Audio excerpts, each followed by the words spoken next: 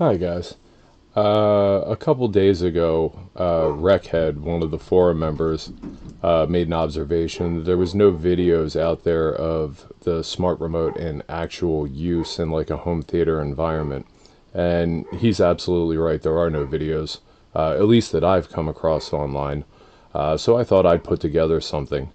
As I've been kind of thinking about how I wanted to do this over the last couple days, I've come to the realization that it's actually really, really hard to both record a remote and the screen that you're controlling simultaneously, and have it done in such a way that you can actually see what's going on. And I have some additional challenges in my house on top of that.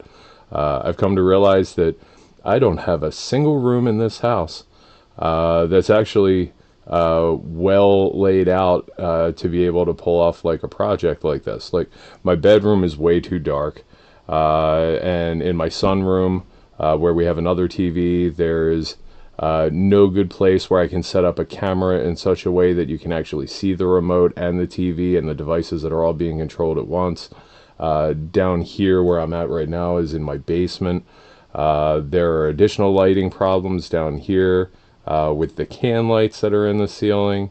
And this TV that's in this room is crazy stupid bright, and it blows out the webcam. And long story short, there's just no good room to do this, but I figure I'm going to try to do it down here in the basement because it's the one where I have at least the fewest challenges to deal with. Please don't mind the goofy riser that's sitting under the TV right now. We have a puppy in the house. I needed to raise the TV up. I usually have a baby gate here in front of all this stuff protecting like my speakers and the TV, but I moved it out of the way at least for the sake of this video. But I guess here we go. Wreckhead, I hope this helps you at least a little bit, gives you an idea of the feel for how one of these remotes actually works in actual practice. I will point out to you that I have heavily customized my remotes. I have three of them in the house, one on each floor. Most of the pages that I'm going to show you here on the remote are not what they look like when you first set up the remote. I've spent a fair amount of time actually like gutting out all the pages and customizing them so this whole system works exactly the way that I want it to work. But here we go. So obviously here is the smart remote. We're all familiar with this now at this point. This is the index page on the remote. This is the one page that I haven't really gutted. This list that's in here is automated and auto-populates with new devices when you add them to the system. I wanted at least one page on the remote that if I add something new to my home theater, I don't want to have to worry that it's not going to be accessible on the remote control like right from the get-go. So everything automatically gets added right onto this list here so I can at least access it until I have the time to sit down and like add it into whatever custom page I actually want to do. Even this page I've gone and made some changes to, obviously, as far as adding like changing like the layouts of like the buttons and whatnot on the bottom of the remote. In the bottom left hand corner I have a home button. This is accessible from pretty much any page on the remote. So then no matter what I'm doing, if or whoever's using the remote, whether it be me or my wife, if somebody wants to get back to this page, there is always a button there that is going to take you back. It is slightly contextual, I guess you would say. There are some pages on here that I'm going to end up showing you where it doesn't say, let me see if I can get that closer and see if I can get that to come in focus a little bit. I guess I can't, but I'm doing the best I can here. Where it won't say home, it'll actually say close because I don't want it to go back to this screen. I actually just wanted to go back one page from whatever I was doing here. In the upper banner on the top, will let you go and change users on the remote between like me and my wife. That actually does serve a purpose. I have a bunch of custom variables that are set up on it that are contextual, like different things will load depending on which user is currently using the remote based off of what our personal preferences are. And then of course you have like your different rooms. Here I have my system in the bedroom integrated, my office, my sunroom, and down here in the basement. There is the settings button that I added in the corner takes me to a custom page that gives me access to all of the settings on the remote. These most of these buttons right here take you to like default pages, like the remote setting button, which is, let's see if I can get a little closer here. The remote setting pages that are on here takes you to the page where like you can name your remote, backlight settings, adjust like the backlight timer for the buttons on it, setting up Wi-Fi if I ever needed to change the name of the Wi-Fi network that the remote connects to. I do have a button to reboot the actual My server itself. This doesn't get used very frequently, but I have found that over the last couple months there have been a small handful of times where I've noticed that like my Z-Wave plugs that I have throughout the house, sometimes every once in a while they've occasionally stopped responding, and I found that if I go and I just reboot the remote, the server, everything just comes back online within a couple seconds, and then everything just works again. There's some kind of bug here that I need to deal with, and I just haven't had the time to actually go and chase it down yet. And the bottom button on here will exit out of the remote app, out of the smart remote controls on here, and take me right back to the Android dashboard. But I'm just going to go and press the home button on here, and it's going to take me back to the index page. So from here, right now I'm currently set for down here in the basement. If I want to go and turn the system on, I can do it two ways. I can press the actual power button just with like a short press. That's automatically going to go and boot up the system, and it's going to take me to my NVIDIA Shield, because that is the device that we use by far more often than any other device in the house. You can also press any of the squares on the screen, and it's going to boot up the system, and it's going to load that respective device. So that's what I'm going to do now. We're going to press Shield TV, and we're just going to wait. It takes a couple seconds. I got a lot of devices down here in the basement. All of this stuff has to like boot up and synchronize. I have these custom animations on the screen. Like booting up, it's booting up with like a timer on it while the rest of the stuff all boots up. And boom. So it takes me to this page. There is the ability in the smart remote to go and have it auto-populate with whatever apps you currently have installed on the Shield TV, or I guess any Android TV device. I really didn't like that list. I didn't want it to just auto-populate whatever apps it wanted to willy-nilly in whatever order it wanted. So I actually built my own pages for this. So I have all of these icons that are on the screen. They automatically load whatever app is obviously linked to it. I do have it set up in such a way that it is scrollable. So I have more apps on here than I have on the actual first page itself. So if you want to get one of the other apps, you can go and you can scroll the page. I'm currently logged in as my wife. This is part of the thing that I was talking about being contextual. Like this app layout that's on the screen right now, these are my wife's most used apps. So like the order of these apps is different. Like I don't even use some of these apps that she uses, so I don't even want to see them on my remote. Anytime I go and I press the banner at the top, it's going to bring up a page that either lets me switch between the different devices in any given room, or switch between the users. So if I go and I switch to me, and I go back into the Shield TV, that page is going to change, and it's going to reorder the actual apps that are on there. It gets rid of my wife's goofy K-pop apps that she has on there that I'm never going to use, and it's just the apps that I want to use. And same thing, it's still scrollable.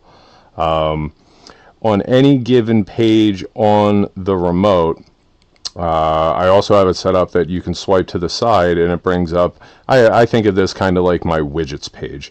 I can turn lights on and off in the room. Actually, I'll go through the buttons on this one by one. Let me pull this a little closer. So like if I press the lights button, it brings up all of my Lutron switches that I have in the house. This is set up in such a way that as I add more switches, this will be scrollable, though I'm really down here. I just have the lights on this floor plus my sunroom lights.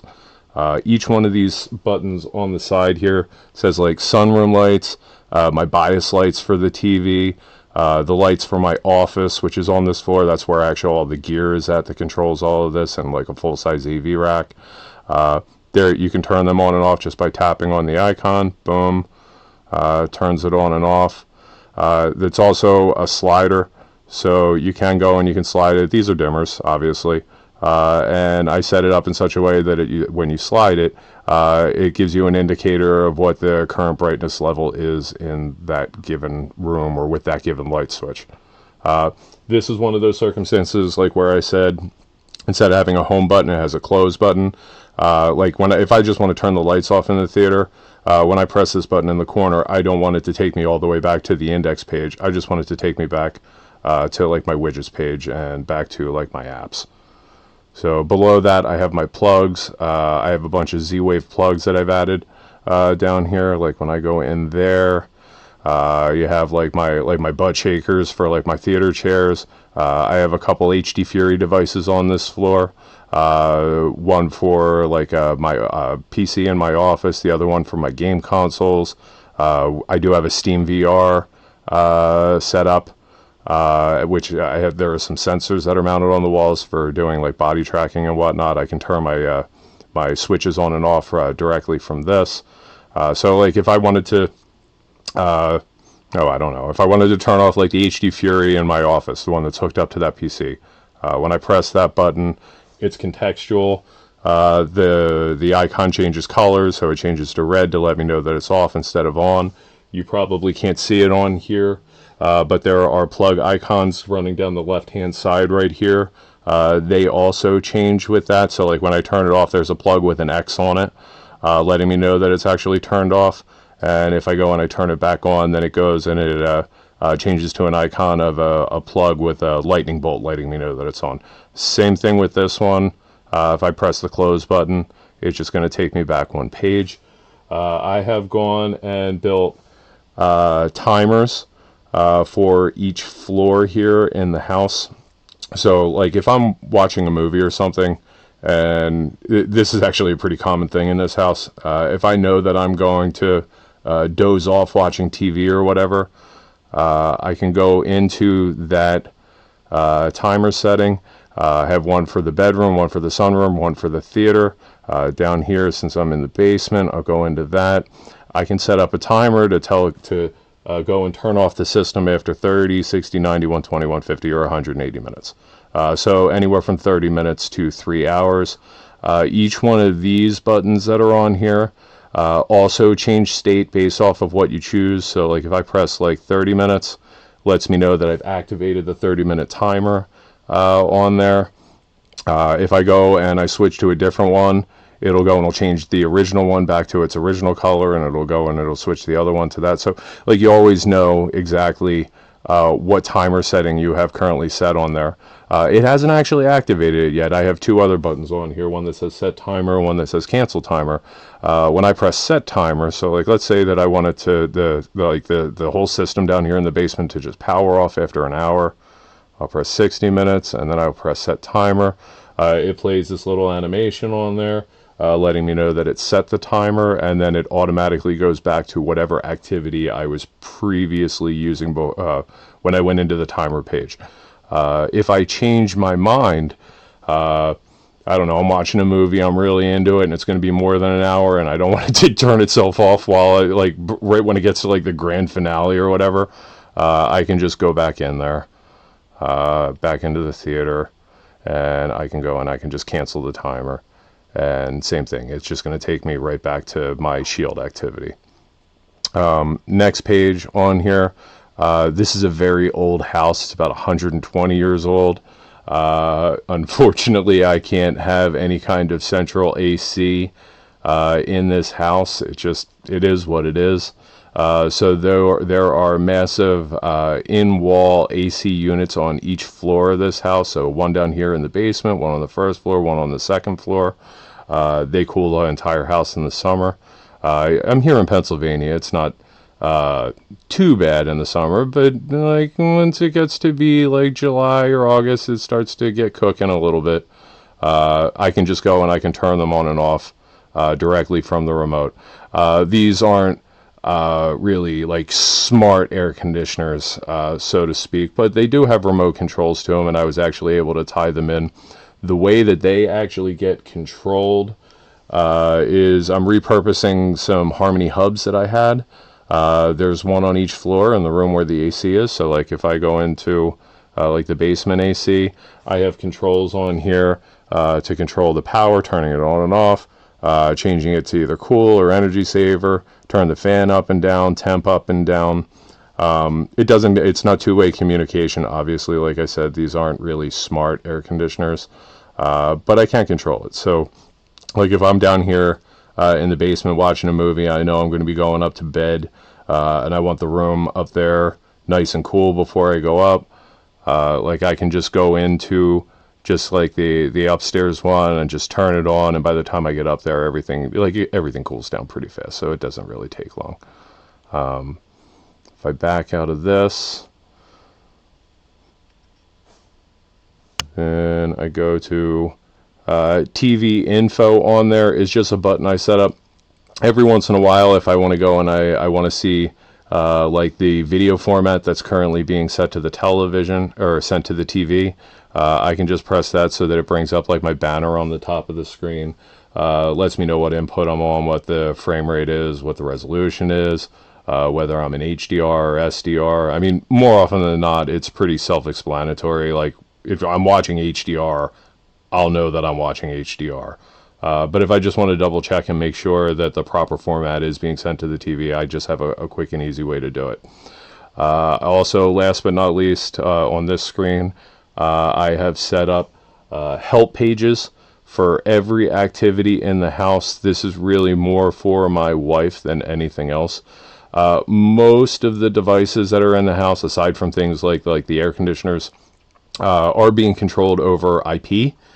So it is two-way communication, and I can track state for each of those things. But every once in a while, there will be a situation where, like, my wife will go into a room and she'll pick up a remote and she'll go to turn something on that is being controlled over IR instead of IP, and then things end up out of sync. One of the things that I always really liked about having, like, when I still had Harmony remotes hooked up to all the TVs, is that if my wife had one of those situations, there was like the help button on the remote control, and she could just follow like the steps and it would get everything back in sync and everything would start working again.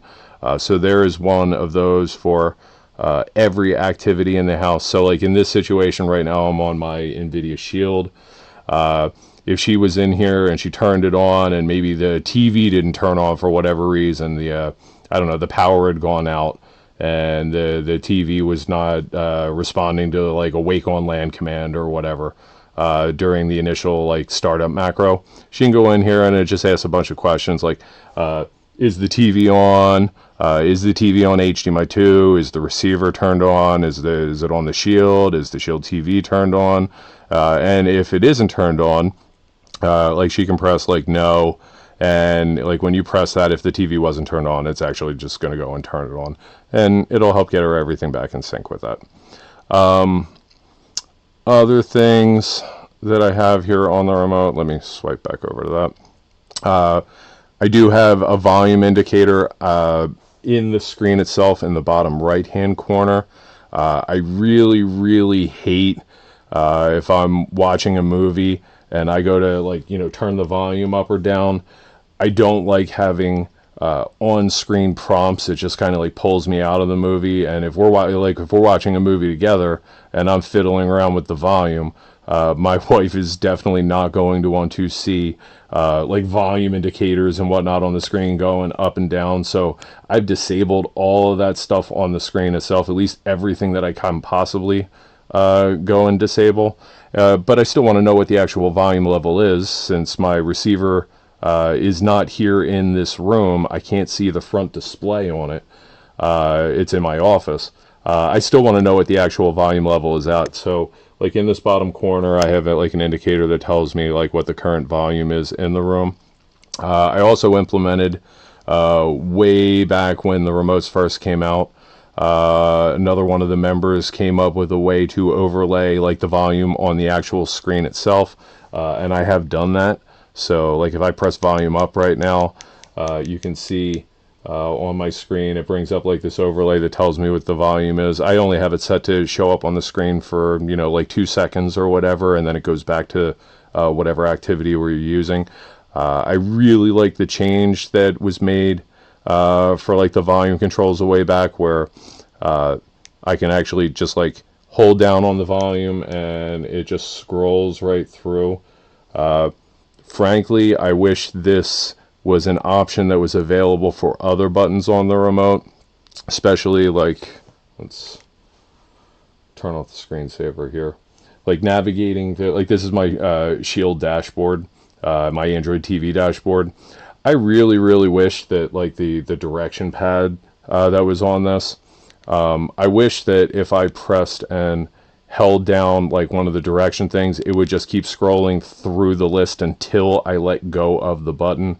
It does not do that. It's probably at this point maybe my biggest annoyance with the remote, but same thing, it is what it is. So I gotta press left and right on this in order to get through like all the different menus and whatnot. Individual presses, long presses do like a macro, and I really don't like this behavior because I don't feel like it's very precise.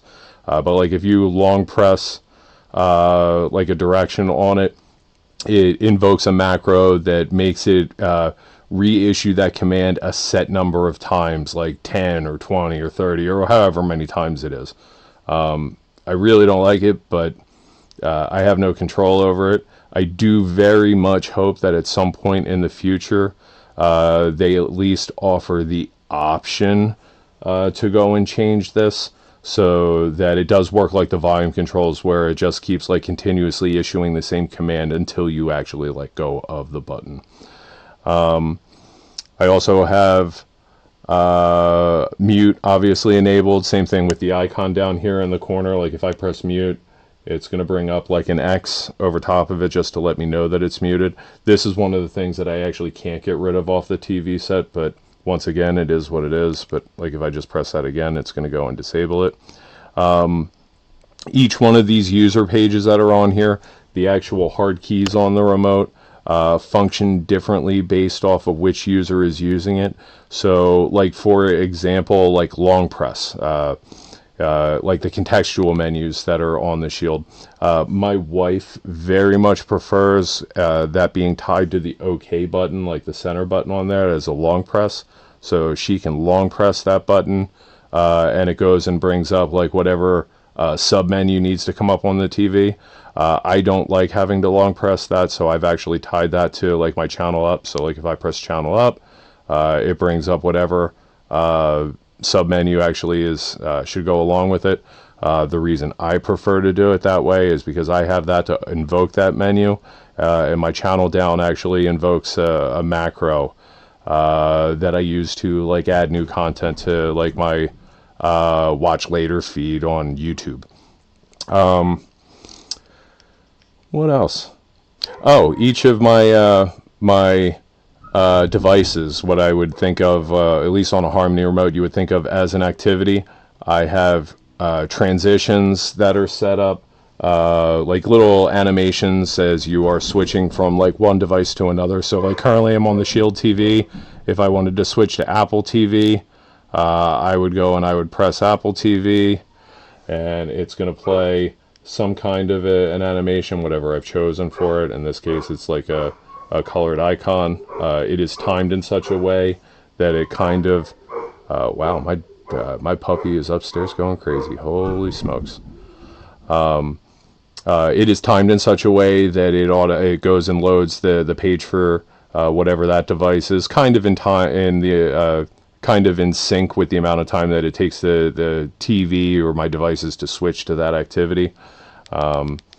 Everything moves pretty fast.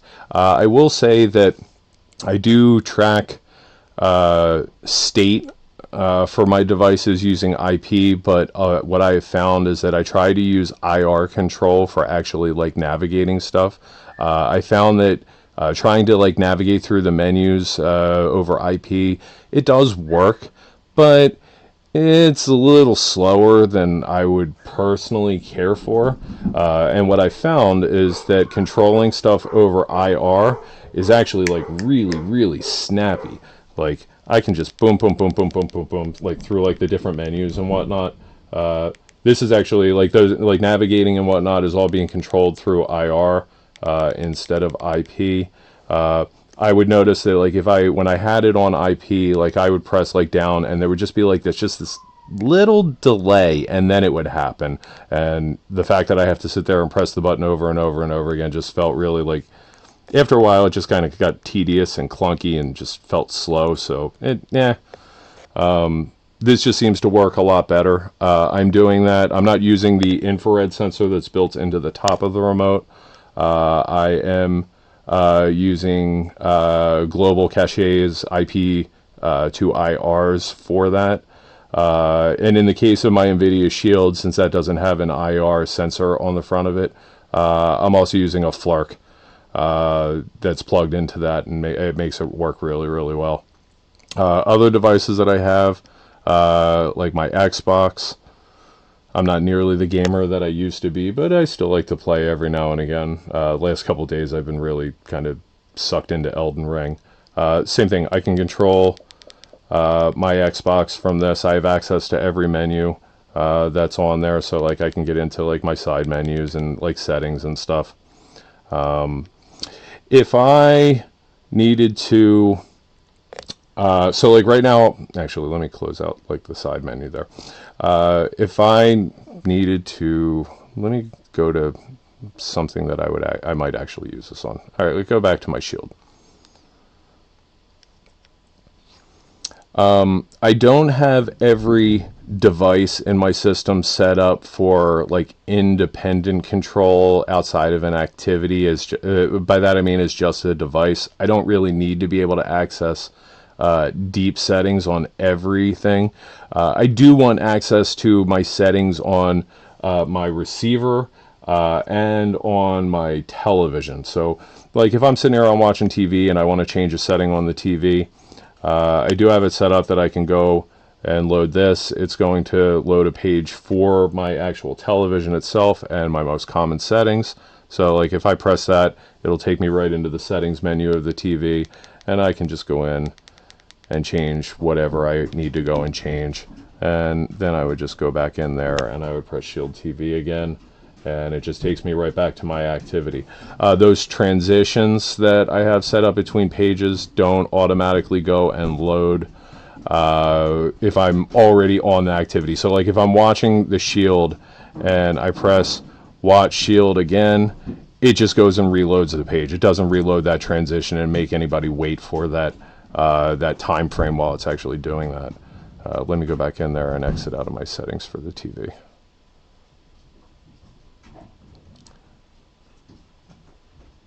Same thing with my receiver. If I want to go in there and I want to make changes to like the setting on my receiver, like I can just go in there, I can just get access to like whatever setting I need to adjust pretty quickly, and then I can just back out of that and then go, back to whatever device I'm currently using. That volume indicator, the last thing that does, that is actually a button. It's not just an indicator on there. Sometimes if I want to know what the audio settings that my receiver is currently set to, if I want to know what those settings are, I can go and press that. It will bring up the on-screen thing. It'll let me know that like right now I'm on the dashboard of the Shield, so I'm in stereo and it's using multi-EQ XT32, which is Odyssey. For my sound, it lets me know what the input format is and what speakers are currently being activated with it. If I go and I press it again, it will go and it will bring up the video resolution. So it lets me know I'm in 4K 60, a 10-bit, basically SDR. And then when I go and I press it again, it goes in, it clears it all out. So, and then if I press power off, it goes and shuts everything off. And the system goes and shuts down. And then that's the end of that. Lights automatically go and turn. they go and they turn to like a low dim level, not at like the maximum level. So that is how it all works. I hope this helps out a little bit. If there are any questions I can answer for you, please let me know. I know this was kind of long, but I'm always around. Thanks, man. I'll talk to you later. Bye.